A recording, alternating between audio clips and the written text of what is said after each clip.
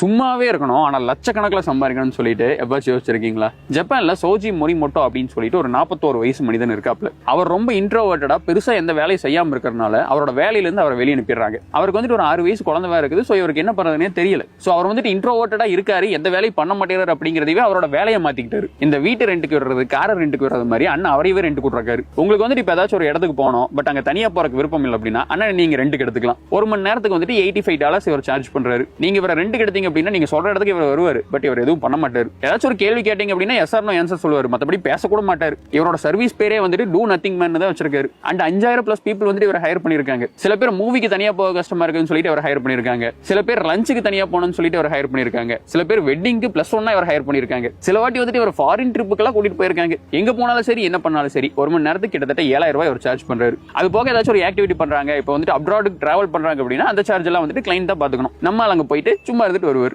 கேட்கவே பயங்கர சூப்பரான வேலையா இருக்குதுல்ல ஃப்ரெண்ட்ஸ். இதை கேட்கும் போது நம்ம ஊர்ல இப்படி பண்ணா நல்லா இருக்கும்னு சொல்லிட்டு ஒரு ஆசை வருது. பட் பின்னாடியே ஒரு பயமும் வருது.